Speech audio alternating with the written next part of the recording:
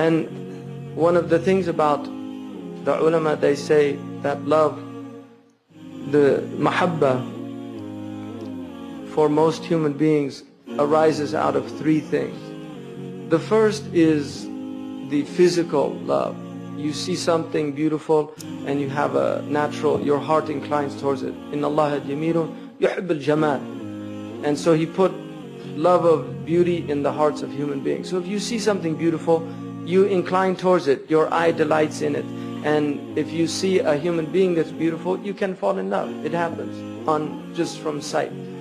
And so the ulama have maintained the physical description of the Prophet ﷺ because that is a level of mahabba, to actually hear how beautiful he was. And he was the most beautiful human being. He was more beautiful than Yusuf alayhi salam. And one of the gifts of this ummah is that we have an exact description of him, that it's as if you're looking at him, because of this desire to keep this description of the Prophet ﷺ so that people could have a physical attraction to him as well as the first stage of love. And then the second type of love comes when you hear about the beautiful qualities. So you have the zahir and then you have the batin. You have jamal al-zahiri, which is outward beauty, and then you have jamal al-batini, which is inward beauty, which is akhlaq. And so they move to the akhlaq of the Prophet ﷺ. And then the next level of love is love that you feel for somebody who's done good to you, or that you find out somebody made sacrifice for you. Because if people do good to you, جُبِلَتِ الْقُلُوبَ عَلَى حُبِّ مَنْ أَحْسَنَ إِلَيْهَا, that human hearts by nature love those who do good to them. So if somebody does good to you and then you don't have that love for them, it's because your heart is not in a natural state. It's in a diseased state. And so if you knew what the Prophet ﷺ did for you, you would fall in love with him. If you knew that and not just for you, for humanity, his concern wasn't just his sahaba, his family. Most human beings, their concern is limited. Their concern might be their wife or their children, their husband, their family, their extended family. Some people, their concern is the community.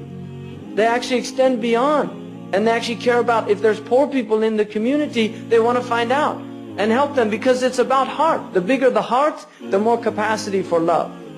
The smaller the heart, the less capacity for love. And it grows like a seed. Mahabba comes from, habba is seed in Arabic. That's the nature of mahabba. So the bigger it gets, the bigger the heart has to get to bear the love. So those people have love for their community. And then there's people extend to the ummah.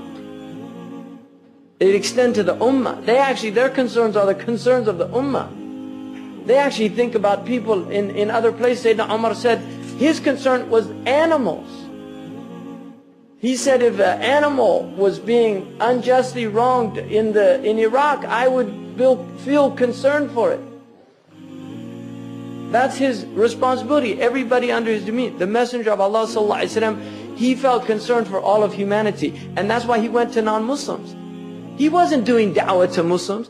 This is wild. Everybody in here is Muslim. I'm talking to Muslims. He was concerned about the people outside who hadn't heard. And that's why he went, كَانَ يَتَعَرَّضُ نَفْسُهُ عَلَى الْقَبَائِلِ.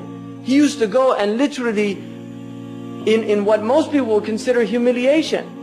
He was a sharif. He was a sharif in his home before Islam. He was a sharif al-nasab.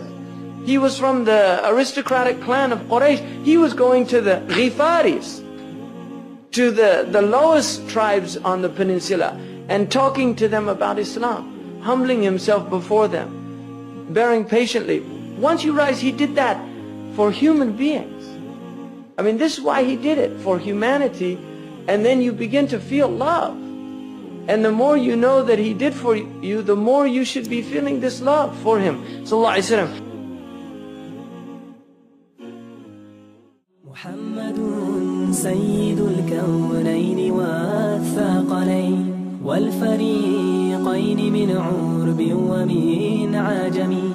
محمد سيد الكونين والثقلين والفريقين من عرب ومن